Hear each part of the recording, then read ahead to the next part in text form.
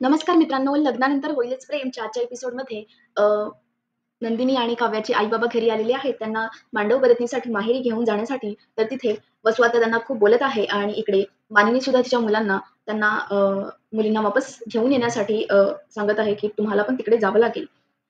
तर चला बघूया आजच्या एपिसोडमध्ये काय-काय होणार आहे. एपिसोडची सुरुवात होते जेव्हा नंदिनीचे आई-बाबा घरी आलेले असतात. नंदिनी आणि काव्या तिथे असते. वसुताई त्यांना खूप बोलत आहे, की तुझ्या मुली खूप अशा आहेत, त्यांना संस्कारच नाही दिलेले आहेत तुम्ही. काव्याने माहिती आहे का काय केलंय? घरात आली की लगेच तो कलश तिने फेकून मारलाय वगैरे, वगैरे. तर वसुधा खूप जास्ती वाईटरित्या बोलत होती आणि काव्य इथे बोलण्याचा प्रयत्न करत होती. परंतु नंदिनी तिचा हात पकडून तिला शांत करत होती. तर दुसरीकडे आपण बघतो की तोपर्यंत मानिनी, विक्रम आणि दोन्ही मुलं पण तिथे येतात, जीवा आणि पार्थ. त्यानंतर वसुधा म्हणते की "पार्थ, जीवा बघ तुमचे सासू-सासरे आलेत, पाया पड. आम्ही संस्कार चांगले दिलेत आमच्या मुलांना." तर जीवा आणि पार्थ पाया पडतं नंदिनी आणि काव्याच्या आई-बाबांचे. त्यानंतर सगळे तिथे बसतात. मग मानिनी म्हणते की शारदा वहिनी असं चांगलं झालं की तुम्ही कॉल केला. मांडव प्रतिज्ञेची तर रीत व्हायलाच हवी. मुलींना घेऊन जा आणि वाटल्यास आज मुली राहिल्या तरीही चालतील आरामशीर. परंतु वसुहत्या म्हणते, "नाही, नाही. मुली संध्याकाळी दिवे लागणीपर्यंत वापस यायला हवं. कारण रीत हीच आहे की मुलींना सकाळी माहेरवाले घेऊन जातात आणि संध्याकाळी आणून सोडतात." मग आणि ही रीत आहे तर रीत आहे. आता मी घरची मोठी आहे. माझ्या मुलाचा मान तुम्हाला द्यायचा असेल तर आताच सांगा. नसेल द्यायचा तर मी चुपच राहते. मग ठीक आहे. मानिनी म्हणते, की "ठीक आहे, काही हरकत नाही. संध्याकाळी पार्थ आणि जीवा येतील या दोघींना घ्यायला आणि संध्याकाळचं जेवण पण तुमच्याकडेच करतील. त्यामुळे असं शारदा म्हणते. शारदा आणि नंदिनीचे बाबा म्हणतात, की संध्याकाळचं जेवण हे आमच्याकडेच करतील, आमचे जावई आणि आम्हाला पण थोडं बोलायला टाईम भेटेल." परंतु वसुताई म्हणते, "काय बोलणार आहात तुम्ही त्यांच्याशी? खरंच ही जी सिच्युएशन आहे त्यामध्ये तुमचं काय बोलणं असणार? डायनिंग टेबलवर पूर्णतः श्मशान शांतता असणार आहे. काहीही बोलायला असणार नाहीये." परंतु मान्य त्यांना शांत करते आणि म्हणते, की "बास झालं वसुताई. कालपासून मी तुम्हाला बोलतेय, की आपण आता सगळं आपल्याला विसरायचं आहे.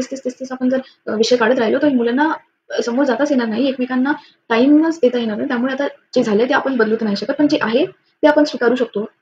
आणि मानिनी वसुताईला थोडंसं बोलते. त्यानंतर आपण बघतो, की काव्या आणि नंदिनी तिथून निघून येतात, माहेरी येतात आणि काव्याला बरं वाटतं, ती तिच्या घरी आलेली आहे. तिथे आरुषी त्या दोघींना भेटते. आरुषी खूप खुश होते. तर दुसरीकडे आपण बघतो, की रम्याची लहान बहीण तिथे येते अल्बम घेऊन, लग्नाचा, चौघांच्या लग्नाचा अल्बम घेऊन येते आणि रम्याला दाखवते, की "ताई, हे बघ पार्थ दादा आणि जीवा दादाच्या लग्नाचा फोटो आलेले आहेत." रम्या ते फोटोज बघते. रम्या ते फोटोज बघते आणि ती बघते, की नंदिनी आणि जीवा किती छान दिसत आहेत, अशी ती मुलगी म्हणते, रम्याची बहीण म्हणते. त्यानंतर काव्या आणि पार्थच्या फोटोला पण ती म्हणते, की "बघ ताई पार्थ, दादा आणि काव्या वहिनीचे पण फोटो किती सुंदर आलेले आहेत. दोघं किती छान दिसत आहेत." तर रम्या ती बघते, जेलस फील होते. रम्या तिला पाठवते, कॉफी घेऊन यायला सांगते आणि स्वतः तो फोटो काढते. त्यामधले काव्याचा जो चेहरा आहे तो ती कात्रीने कापते आणि त्या जागी ती स्वतःचा चेहरा लावते आणि म्हणते, की "आता हेच फोटो मी लवकरच खरा करून दाखवणार आहे. काव्याचा डिव्होर्स तर मी घेऊनच लावणार आहे तिला." त्यानंतर दुसरीकडे आपण बघतो, की आरुषी चीअर करण्याचा प्रयत्न करत आहे काव्या आणि नंदिनीला आणि ती म्हणते, की "आज आपण काव्याच्या आवडीची आईस्क्रीमचा फ्लेवर मागवणार आहोत. जेवण सगळं काव्याच्या आवडीचं असणार आहे." परंतु काव्य तिकडे शांत आहे. ती म्हणते, की "कोणीतरी म्हणालं का माझी आवड, काव्याची आवड? कारण माझी आवड पूर्ण करण्याची यांच्यामध्ये ऐपत आहे का हे विचारून घे यांना." आणि काव्या तिथून रागाने निघून जाते. ती हे पण म्हणते, की "मी स्वयंपाकात काही मदत करणार नाही. मी झोपणार आहे. मी 2-3 दिवसापासून झोप नाही घेतलेली आहे. तर मी शांत झोपणार आहे." तर ती तिथून निघून जाते. आरुषी पण अपसेट होऊन तिथून निघून जाते आणि नंतर नंदिनी तिथे आई-बाबांना चीअर अप करण्याचा प्रयत्न करत आहे. नंदिनीचे बाबा तिला म्हणतात, की "नंदिनी बघ, समंजस आणि समजूतदार लोकांना प्रत्येक वेळी गृहीत धरलं जातं. पण मी समजू शकतो, की तुलाही तेवढाच त्रास होतोय. तुला हे खूप कठीण गेलं असणार आहे सगळं." नंदिनी म्हणते, "हो बाबा, कठीण तर आहे. खूप कठीण गेले. परंतु अशा वेळी मग मला माझ्या आनंदवनाच्या काही केसेस आठवतात. जिथे काही हेल्पर बाया होत्या. त्यांचे नवरे दारू पिऊन त्यांना मारायचे, सगळं त्यांना त्रास द्यायचे. तरीही त्यांनी ते नातं टिकवलंय, ते लग्न टिकवलेलं आहे. आणि त्यांच्याकडून मला एकच शिकायला भेटलेलं आहे, ते म्हणजे पेशन्स. आणि माझी परिस्थिती तर त्यापेक्षा खूप चांगली आहे. त्यामुळे आणि तसंही जीवांनी जे माझ्यासाठी केलंय ते दुसरं कोणीही करू शकलं नसतं. त्यामुळे मी आता ठरवलंय, की मी या लग्नाला चान्स देणार आहे आणि मी हे लग्न टिकवण्याचा पुरेपूर प्रयत्न करणार आहे." नंदिनीचे आई-बाबा तिच्यावर प्राउड फील आहेत आणि एपिसोड इथेच संपतो. येणाऱ्या एपिसोडमध्ये आपण बघतो, तिथे पार्थ आणि जीवा पण थोडेसे अनकम्फर्टेबल आहेत.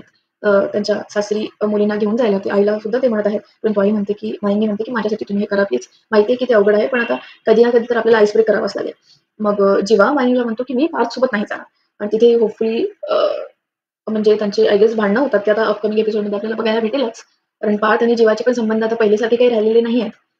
तर दुसरीकडे आपण बघतो, की नंदिनीनं तर हे लग्न एक्सेप्ट केलेलं आहे, परंतु काव्य हे लग्न एक्सेप्ट करत नाहीये. येणाऱ्या एपिसोडमध्ये बघायला भेटेल, की काव्या खूप डिसाईड करत आहे, की आता तिला काही ना काहीतरी करावंच लागेल. कारण जीवा आणि पार्थी इथे आलेले आहेत त्यांना घ्यायला, परंतु काव्या काही जायला तयार नाही. नवीन नुसार आपण बघत आहोत, की शारदाला काव्य आणि जीवाच्या नात्याबाबतीत कळलेलं आहे. ते कसं तर शारदा जेव्हा काव्याला म्हणते, की म्हणजे घेऊन यायला येते, की "चल खाली वाट बघत आहेत सगळे." पण काव्या काही यायला तयार नसते. शारदा म्हणते, "बाळा तुला जावं तर लागणार, ते तुझं सासर आहे. मी तुझं सामान बांधायला घेते." तेव्हा ती कपाट जेव्हा उघडते आणि लॉकेट खाली पडलेलं असतं. ते लॉकेट शारदा बघते त्यामध्ये जीवाचा फोटो वगैरे असतो आणि शारदा म्हणते, "म्हणजे हे काय आहे?" तर काव्या म्हणते, "हो आई, हेच खरं आहे. जीवाचं आणि माझं एकमेकांवर खूप प्रेम आहे."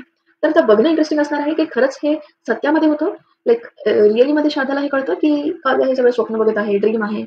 हे बघणं इंटरेस्टिंग असणार आहे. आणि जर शारदाला कळलं तरी शारदा काय करणार आहे, कुठलं स्टेप घेणार आहे, हे सुद्धा बघणं इंटरेस्टिंग असणार आहे.